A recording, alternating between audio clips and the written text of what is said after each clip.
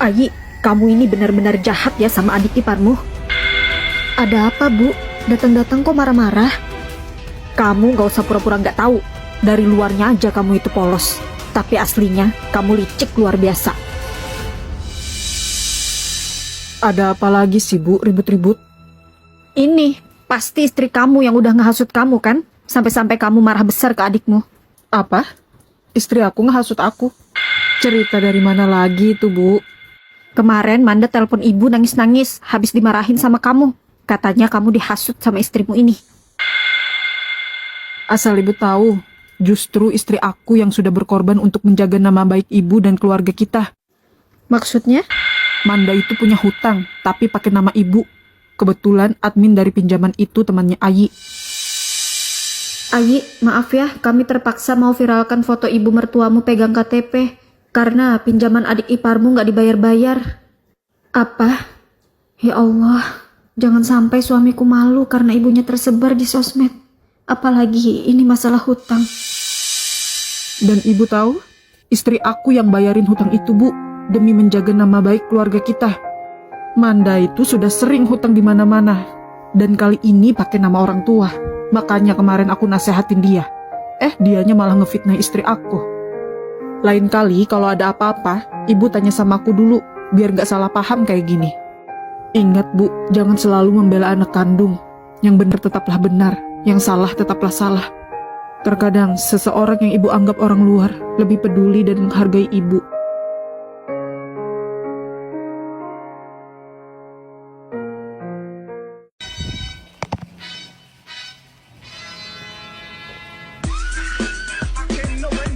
Ayi, mending kamu kerja di luar negeri deh. Udah, lepasin aja suamimu yang jelek dan suka bebanin kamu. Ini adalah ibu kosku. Hubungan kami sudah seperti ibu dan anak kandung. Entah kenapa, tiba-tiba beliau meminta hal yang di luar logika. Nanti anak-anakmu aku yang ngomong. Terus uang gajimu ditransfer ke aku. Nanti aku buka rekening. Udah, kamu gak usah pulang lagi ke Sumatera. Berangkat aja ke luar negeri. Maksud ibu apa? Nyuruh istriku pisah dengan suaminya? Walaupun penghasilan kami seadanya, alhamdulillah selama ini dicukupkan. Ya saya cuma ngasih saran aja ke Ayi. Kalau Ayi sukses, kan Ayi bisa kaya. Sejak saat itu, ibu kosku cuek dan tidak tegur sapa denganku. Halo Ayi, mending kamu minta maaf aja sama ibuku. Jangan bertengkar terus. Selama 3 hari berturut-turut, anaknya ibu kos selalu menelponku dan berkata seperti ini. Kamu udah gak baik sama saya. Silahkan kalian pindah dan cari kos yang lain. Ya ampun, aneh banget sih. Karena gak diturutin kerja ke luar negeri, aku sampai diusir. Padahal aku kan bayar tiap bulan, gak pernah nunggak. Kak, tolong, aku lagi butuh uang untuk bangun rumah. Kakak mau gak beliin tanah aku yang di Blok C? Duh, maaf kalau kakak lagi nggak ada uang. Kalau Kak Ayi gimana? Bukannya tanah kamu yang itu sertifikat tanahnya kamu gadaikan di bank ya? Iya bener Kak, tapi kakak tenang aja. Paling beberapa bulan lagi hutang aku di bank udah lunas. Setelah aku lunasi nanti, sertifikat tanahnya bakal segera aku kasihkan ke kakak. Kalau kamu ada uangnya, mending beliin aja tanahnya Manda. Selain untuk bantu dia, tanah itu juga tempatnya strategis. Bisa untuk bangun rumah di situ nanti. Oke lah kalau gitu. Akhirnya aku membeli tanah sepupu suamiku menggunakan tabungan pribadiku dan kubayar tunai. Manda, gimana sertifikat tanahnya? Udah ada belum? Oh, belum Kak. Sabar ya. Paling 3 bulan lagi hutangku udah lunas. Kakak tenang aja. Pokoknya nanti kalau udah ada sertifikatnya langsung aku kabarin. Oh, ya udah kalau gitu. Manda, sertifikat tanahnya udah ada kan? Duh, maaf ya Kak, kemarin hutang aku di bank udah aku lunasin. Tapi aku ambil pinjaman lagi dan perpanjang masa kreditnya menjadi 3 tahun. Loh, kok gitu? Janji kamu setelah hutangnya lunas di bank, sertifikat tanahnya bakal langsung dikasih ke aku. Kok malah kamu perpanjang lagi pinjamannya? Maaf banget ya Kak, soalnya aku lagi butuh banget buat selesaikan rumah yang aku bangun. Ditunggu 3 tahun lagi ya Kak. Manda, kok tanah yang aku beli di lelang bank, kamu nggak bayar cicilan hutangnya ya? Jadi gimana dong itu sertifikat tanahnya? Duh, bener-bener ya. Ini sama aja kayak penipuan, tahu nggak? Pokoknya aku nggak mau tahu. Kamu harus gantiin uang aku. Mau diganti pakai apa, Kak? Aku udah nggak punya apa-apa. Karena semua sertifikat aset yang aku punya sudah tergadaikan juga di bank. Aku nggak mau tahu. Kalau kamu nggak bisa ganti, aku bakal laporkan kasus ini ke Enak aja, kamu yang makan uangnya, masa aku yang kena getahnya? Sayang, pikirkanlah baik-baik. Sebaiknya masalah ini kita selesaikan secara kekeluargaan. Ya mau gimana lagi, Mas? Dia juga nggak bisa kembalikan uang aku. Masa iya mau aku ikhlasin? Itu uang tabunganku, Mas. Dengan susah payah aku kumpulin. Ya sudah, kalau gitu Mas saja yang ganti uangnya ya. Terserah, Mas. Yang penting uang aku kembali. Sejak saat itu, aku tidak mau lagi membantu keluarga suamiku. Karena mereka ditolongin, tapi nggak amanah. Ai, kamu ada uang 500.000 nggak? Cicilan iPhone aku jatuh tempo besok. 5 hari lagi aku bakal balikin kok uangnya. Waduh, maaf ya nggak bisa bantu. Aku juga lagi pas-pasan. Maaf ya. Kamu loh sama tetangga sering bagi-bagi sembako. Aku pinjem loh, bukan minta. Ya beda lah. Sama tetangga itu kan sembako urusan makanan. Itu mah kebutuhan pokok. Soalnya urusan makanan nggak bisa ditunda. Ini juga nggak bisa ditunda loh. Aku malu kalau besok debt kolektornya kesini. Kamu kok tega banget sih sama aku? Kalau kamu butuh beras sama telur, aku ada. Kesini malah ku kasih, nggak usah pinjam. Tapi kalau uang beneran deh, aku ngepas banget buat pegangan. Minta maaf banget ya. Ya udah, kamu ini bener-bener paket komplit ya. Udah nggak punya uang, nggak punya hati lagi. Kalau aku paket komplit, kamu paket combo. Udah nggak punya uang, nggak tahu diri, nggak punya malu lagi.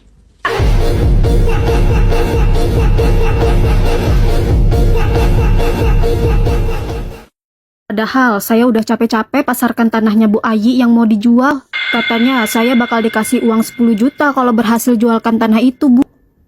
Pas tanahnya udah terjual dengan harga 100 juta, sampai sekarang nggak ada saya terima uang 10 juta yang dijanjikan sama dia. Ya ampun, nggak nyangka ya Bu. Ternyata Bu Ayi juga kalau udah lihat banyak uang lupa sama saudara. Oh, jadi cerita ini yang kamu sebar ke semua orang di kampung, Manda. Pantesan aja semua keluarga pada benci sama aku. Ternyata ini sebabnya. Loh, Ayi, kamu kok bisa di sini? Kenapa? Kaget ya? Mentang-mentang aku tinggal jauh dari kampung, kamu pikir aku nggak bakal tahu cerita yang kamu dongengkan ke orang-orang di kampung? Kak, kemarin kan aku bantu jualkan tanah Ayi. Terus dia janji bakal kasih aku 10 juta. Tapi nyatanya sampai sekarang aku nggak ada dikasih uang itu. Oh ya? Masa sih Ayi begitu? Iya Kak, beneran. Emang ya, manusia itu sifat aslinya kelihatan kalau menyangkut soal uang. Ayi, kok kamu tega sih nggak tepati janji sama Manda? Dia udah bantu jualkan tanah kamu loh. Katanya kamu bakal kasih dia jatah 10 juta. Ternyata sampai sekarang nggak ada. Apa? Aku nggak nyangka abang bakal samperin rumah Ayi. Padahal mereka kan beda kabupaten. Mohon maaf ya ibu-ibu, saya sudah kasih uang itu ke Manda sesuai perjanjian. Ini, bukti transfernya juga masih saya simpan. Saya juga nggak ngerti apa maksudnya dia ngarang cerita kayak gini. Ya ampun Manda, kamu kok tega sih fitnah iparmu kayak gini? Jahat banget. Iya ya Bu. Tapi ada benernya juga sih Bu yang dia bilang. Kalau sifat asli manusia bakal kelihatan jika menyangkut soal uang. Contohnya, ya dia ini.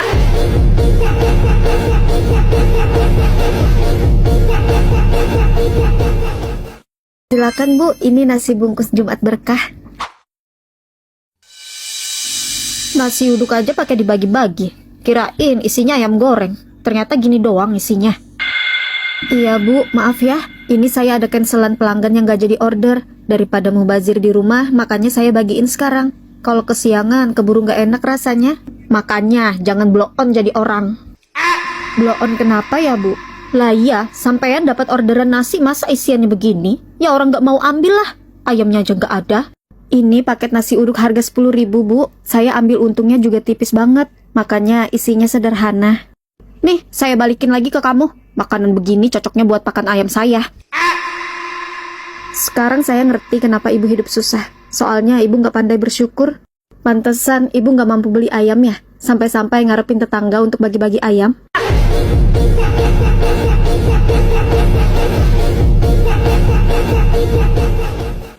Pengen deh kasih-kasih hampers ke guru kelas anakku kayak tetangga sebelah. Tapi aku nggak mau modalin sendirian. Aku ajak ibu-ibu paguyuban aja untuk sumbangan. Assalamualaikum. Ibu-ibu, saya punya usul untuk kasih sumbangan THR ke guru berupa sembako. Kita sumbangan sukarela aja, minimal 50.000 per orang. Hah? Sumbangan? Maaf, kalau itu sumbangan sukarela, kenapa ditetapkan minimal 50.000, Bun? Ya, Bunda kan tahu sendiri, hampers sekarang pada mahal-mahal. Biar estetik juga, Bun, kalau hampersnya kita kasih yang bagus. Gimana kalau pakai uang kas paguyuban aja, Bun? Biar gak iuran lagi. Kita kan tiap bulan bayar 20.000. Duh, Bu Ayi ini perhitungan banget sih. Sumbangan 50.000 aja gak mau. Maaf ya, Bun, bukannya saya perhitungan. Tapi kita juga harus pertimbangkan keuangan bunda-bunda yang lain. Apalagi ini deket mau lebaran. Pasti mereka juga banyak kebutuhan.